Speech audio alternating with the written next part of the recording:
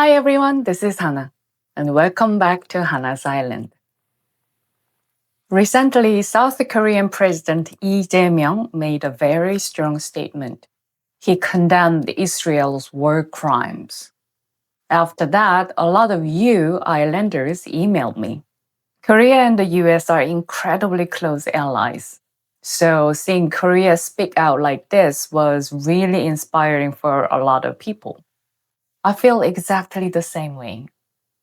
Like I always say, politics isn't separate from our daily lives. The food on our tables, gas prices, flight tickets, it's all politics, right?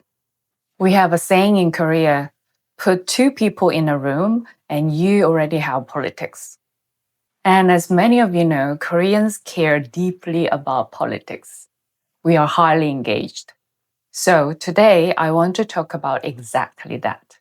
Shall we dive in?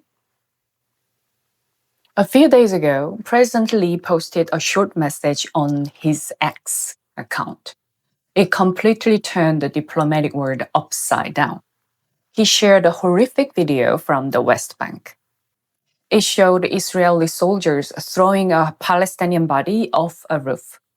He said there is no different from the Japanese military sexual slavery, the Holocaust, or wartime massacres. He made it clear international humanitarian law must be followed at all times. Human dignity is the top priority and it is non-negotiable. Israel's foreign ministry fired back immediately. They used very aggressive words like unacceptable and strong condemnation. It is highly unusual to use that kind of language against an ally. The US political scene was deeply shaken too. That video is from a real event in September 2024. Even John Kirby from the White House strongly criticized it back then. He called it deeply shocking and unacceptable. International human rights groups and citizens were deeply encouraged. They praised the Korean government for standing up for the global duty of universal human rights. Despite Israel's angry reaction, President Lee didn't back down. He pushed back even harder. He said, if I feel pain, others feel it just as much.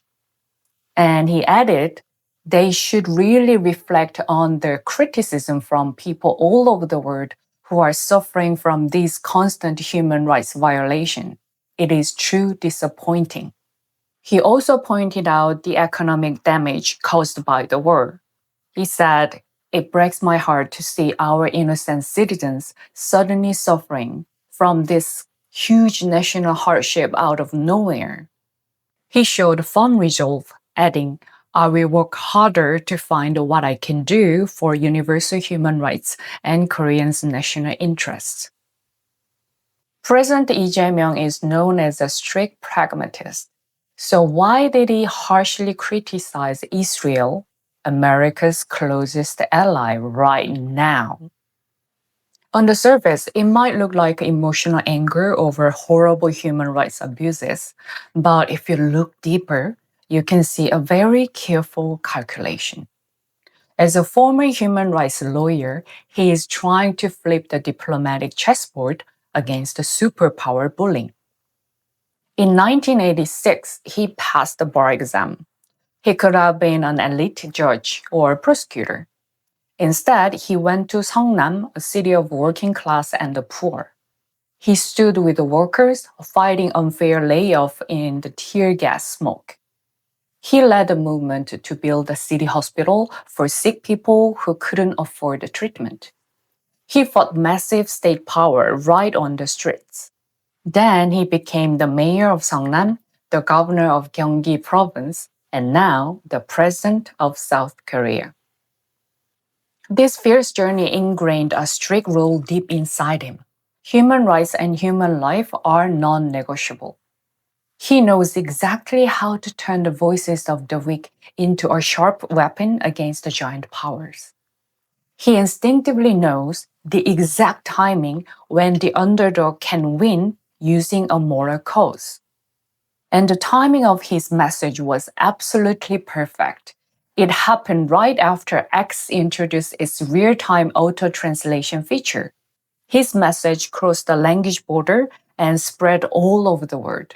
His strong words reached people globally as an earnest plea from Koreans who have survived the horrors of war. And plus, at the exact same time, the Vatican was holding a global mass against the war. The Pope is going to visit us, South Korea next year. President Lee Jae-myung's statement was quickly embraced as a message from Koreans to the world, creating perfect international solidarity. Right now, Western societies, especially the US and the parts of Europe, can't properly speak up against Israel's brutality. They are held back by their historical original sin, trauma, guilt, and sorrow over the Holocaust that Jewish people suffered during World War II. That is why I deeply respect countries like Spain, Ireland, and Norway. And they are not alone anymore. Other European countries are stepping up to break the silence. Slovenia officially recognized Palestine shortly after them. Belgium has been incredibly vocal too. They even announced strict sanctions against Israel and banned products from illegal settlements. They are showing the world what true moral courage looks like. Unlike them, the countries that stay silent are paying a heavy price. Their approving rating are crashing at home. They are losing a political and moral authority globally. Yet they still choose to turn a blind eye to Israel's obvious war crimes. President Lee's statement hit right at this massive moral vacuum. Western countries are trapped in their history complex, showing hypocritical double standards. Korea was never a Holocaust perpetrator. We were victims of imperialist war crimes. President Lee Jae-myung had sharp insight here. He knew Korea could break this silence and take the lead on universal human rights. Unlike European imperialist countries, Korea is a tragic victim of World War II. We owe absolutely no historical debt to Israel. Furthermore, by specifically pointing out the Japanese military sexual slavery, he wasn't just aiming at Israel. It was also a strong warning shot to Japan's right wing. They are currently trying to change their pacifist constitution to become a war-capable nation again. President Lee Jae-myung's tragedy hit the bullseye. The very next day, Japan's foreign ministry also released a statement condemning Israel, and other countries are lining up to join. The traditional Western powers, which always bragged about human rights and reason, are in chaos. This created a power vacuum. Now, the center of power is gradually shifting to East Asia, and Korea's role is growing much bigger. The current mood in Washington is incredibly chaotic. You can't predict what's coming next. President Donald Trump's mental health is being heavily questioned.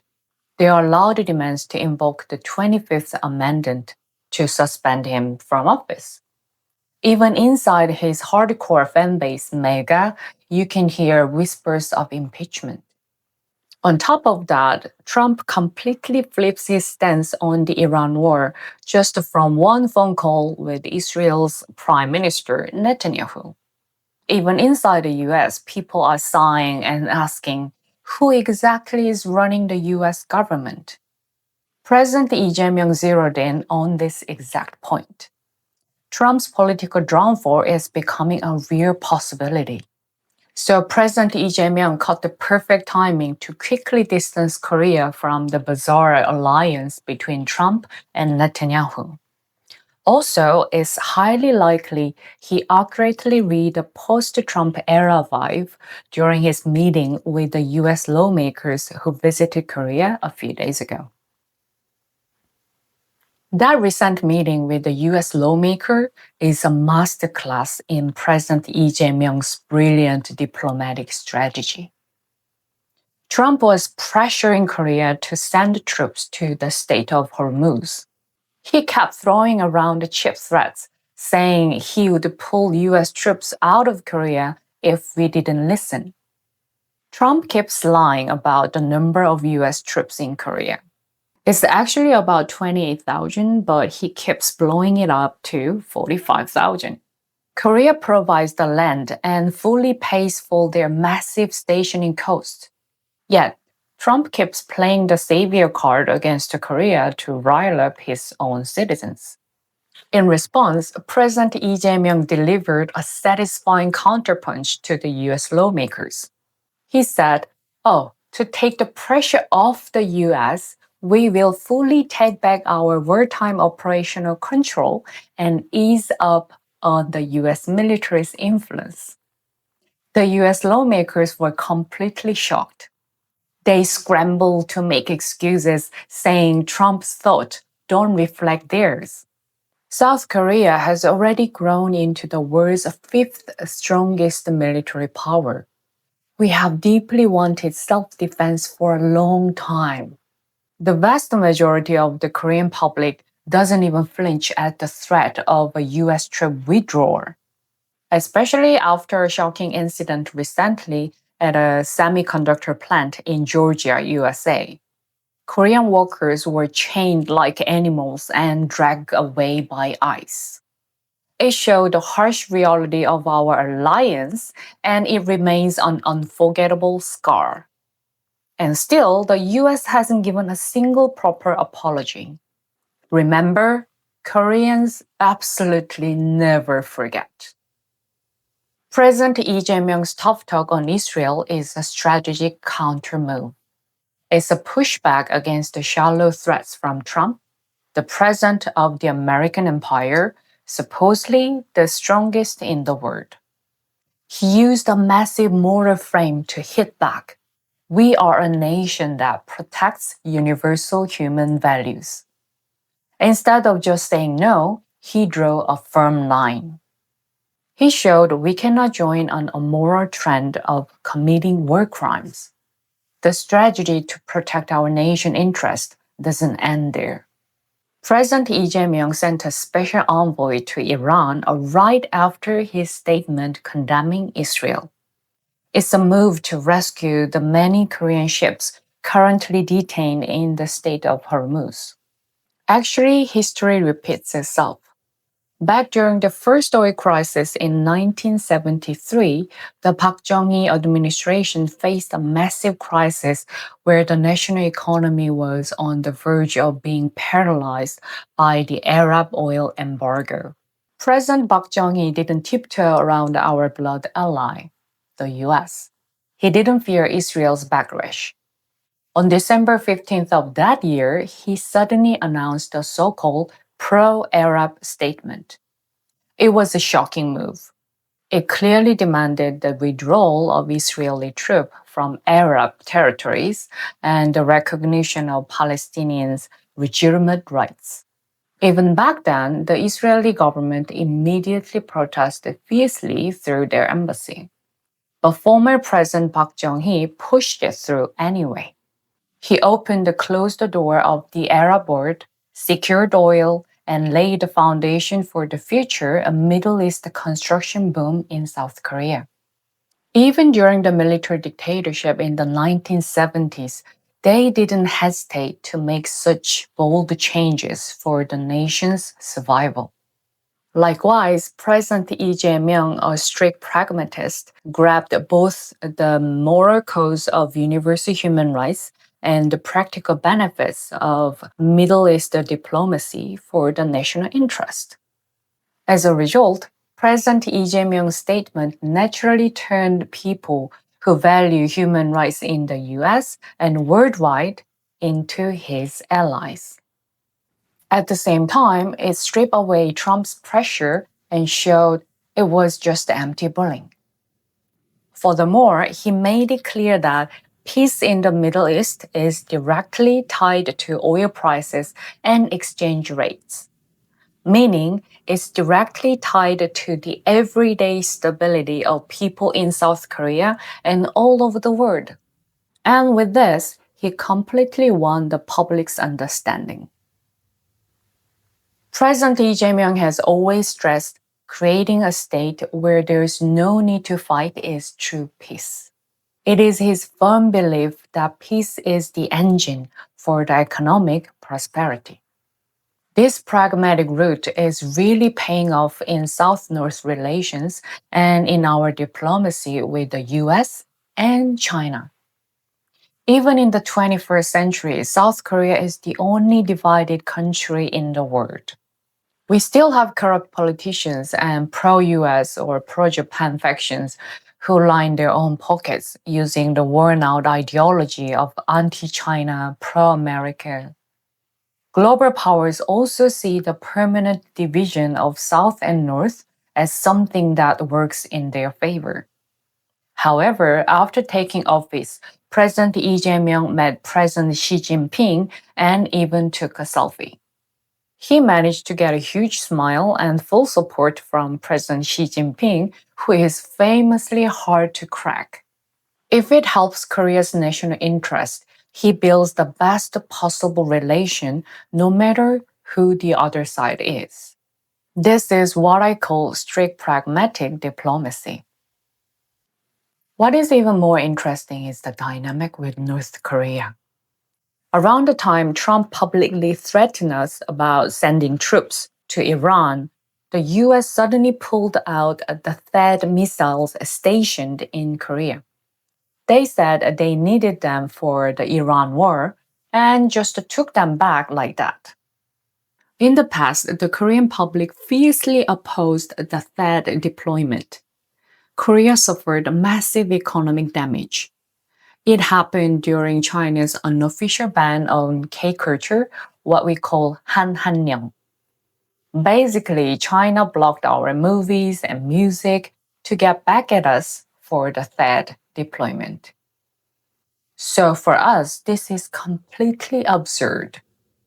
Right at this time, North Korean Chairman Kim Jong-un launched a barrage of missiles. Recently, President Lee Jae-myung expressed deep regret over the drones sent to the north by the previous impeached administration. Chairman Kim Jong-un praised him for this, calling him an honest and strong-willed leader. He even showed favor by using the respectful title President, which is unheard of for a North Korean leader. As a result, North Korea's provocation gave Korea the perfect out. We could now rightfully refuse the US demand for the Hormuz troops, using our own national security as the perfect reason. So, where does President Lee Jae-myung's real power come from, allowing him to speak with such confidence against the superpowers on the global stage? The answer lies in the Global Leader Approval Rating Survey by the polling firm Morning Consult. President Lee Jae-myung's approval rating has been the second highest in the world for months, right behind India's Prime Minister Modi. The South Korean president approval rating is a whopping 63%. Yet Trump, who usually shouts the loudest, is only at 38%. French President Macron, who visited Korea recently, is sitting at the very bottom at 18%. Leaders of traditional Western powers like Germany and the UK are also hitting record lows. Just 1 year ago, we went through the December 3rd insurrection. It was an unprecedented event in our constitutional history. Citizens went out into the darkness of that night. We protected the constitutional order, impeached the former president, and built this administration with our own hands. That is the Lee Jae-myung government. Facing a massive crisis where democracy almost collapsed, Korea, which has a similar political system to the US, tore down the walls of extreme polarization and united as one. That intense memory of victory has become the backbone of the current government. There's a saying every nation gets the government it deserves. President Lee Jae-myung has maintained the highest approval rating since taking place. Currently, most Korean citizens are rallying behind him and fully supporting his statement condemning Israel. This is possible because we are strongly backed by this high level of civic awareness.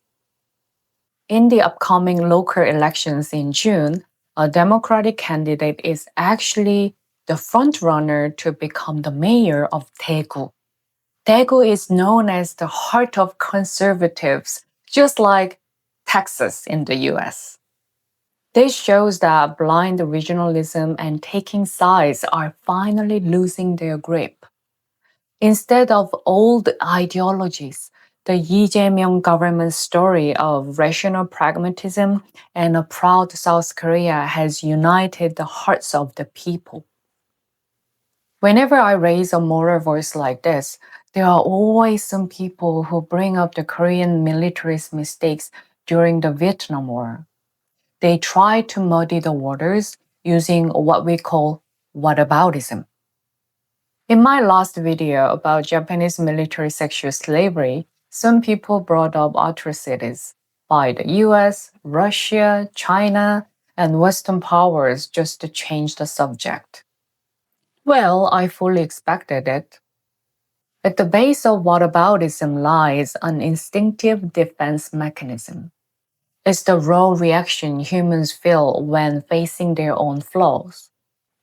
When someone criticizes you, instead of explaining or disproving it, you say, "What about you?"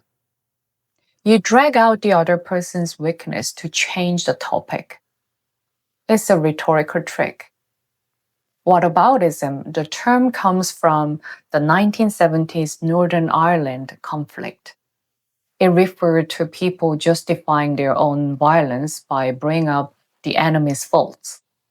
It's also widely known as a Cold War propaganda tactic. Whenever the Soviet Union was criticized for human rights abuses, they would talk about racism in the US to distract people. Pointing out the other person's hypocrisy seems like a pretty valid logic on the surface. It shares roots with a logical fallacy from Roman time called tu que qui, meaning you too. Its goal is to destroy the critic's moral high ground, but if you look closely, it has a fatal flaw. It derails the conversation instead of finding the truth or solving problems. It turns it into a zero-sum game of fighting over who is more hypocritical. It puts completely different levels of wrongdoings on the exact same level. In doing so, it creates a fake moral equality. By pointing out that the other person isn't perfect either, it sneakily tries to downplay the severity of the actual mistake being discussed. The most damaging result of this whataboutism is that it makes criticism itself impossible. If only a perfectly innocent and flawless person has the right to criticize others, then nobody in the world could ever point out a wrong. In the end, it makes all forms of constructive criticism look like hypocrisy. It pushes social discussion into a swamp of extreme cynicism and moral emptiness. It creates a frame saying, everyone is equally bad anyway. This erases the actual responsibilities we need to face to move forward. Ultimately, it's taking the side of the wrongdoer. And if you think about it, this is exactly the tactic Israel is using right now. Whenever the international community points out their war crimes, they immediately bring up the Holocaust or past tragedies to shut down the debate. They are using their own painful history as a shield to deflect from their current brutality. They are hiding completely behind whataboutism. True philosophical reflection doesn't start by pointing fingers at others. It starts by facing our own shadows exactly as they are. Just because the messenger isn't perfect, it doesn't mean the objective truth of their message disappears. Let's go back to the war between the US and Vietnam and the terrible mistakes made by the Korean military who joined the Vietnam War under US pressure. We don't hide from this. Over a long period, past Korean president has officially admitted and apologized for these war crimes multiple times. The Vietnamese government officially accepted this, and we agreed to move forward together toward the future. For example, in 1998, former President Kim Dae-jung, a Nobel Peace Prize winner, visited Vietnam. He expressed official regret for the first time, saying, "I'm sorry for unintentionally causing pain to the Vietnamese people." Later in 2004, former President Roh Moo-hyun bowed his head to Vietnam again, saying, "Our people owe a debt in our hearts." In 2018, former President Moon Jae-in also apologized repeatedly, stating, "I express regret for our unfortunate history." In response, the Vietnamese government showed their dignity as a victorious nation. They announced their official diplomatic stance: close the past, look to the future. They generously accepted Korea's sincere apologies. Now our two countries stand firmly together in a comprehensive strategic partnership. We must overcome that instinctive defense mechanism. We need to have an open mind to use even painful criticism as a stepping stone for growth. That is the only way to break free from the trap of shadow whataboutism. Criticism for each war crime must absolutely exist on its own. Dragging B into a conversation about A just to water down the topic shows a lack of deep thinking. If we truly want to heal the wounds caused by massive imperialism, we have to stay focused. Using other people's past mistakes just to win an argument or vent anger doesn't help any productive debate or build constructive solutions. In the past, Korea was a victim nation, devastated by imperialist violence and war crimes. We survived 35 painful years of Japanese colonial rule. Right after that, the horrific Korean War broke out, leaving our entire country in ruins. We are a small peninsula country of 50 million people, divided south and north. Without any significant natural resources, we were once the poorest country in the world. On the global stage, Korea's voice always had to be an underdog's plea for survival. Through the horrific pain of colonization and war, an instinctive empathy was hardwired into the DNA of Koreans. We deeply relate to the sorrow of victims. Using only our sheer willpower and relentless hard work, we have grown into an economic powerhouse that the world admires today in 2026. Like Israel, we are also war victims carrying the deep scars of terrible massacres. But we are walking a completely different path from Israel. Israel gave in to the cruel rule that hurt people hurt people. They used their own scars as an excuse to become the attacker in another tragedy. But we were different. Under the firm belief that Koreans never forget, Korea made it our mission to give back to the countries that helped us. During the COVID-19 pandemic, when masks were in desperately short supply, there was a very symbolic moment. We sent medical supplies first to the UN veterans from 22 countries who put their lives on the line for us 70 years ago. When countries that helped us back then, like Ethiopia or the Philippines, face hard times, Korea stands by their side. We act as their most reliable partner. We don't just send supplies. We help them truly stand on their own by building infrastructure and sharing our technology for economic growth. Every year, we invite war veterans and their descendants to Korea and treat them with the highest respect. We prove that the blood they shed was not in vain by showing them our growth into a thriving democracy. This is a powerful reminder of what global solidarity can achieve. From a country that once received help, we are reborn as a moral nation that gives back to the global community. In this way, we use our painful history as a stepping stone. We call out the inhumane brutality of other nations.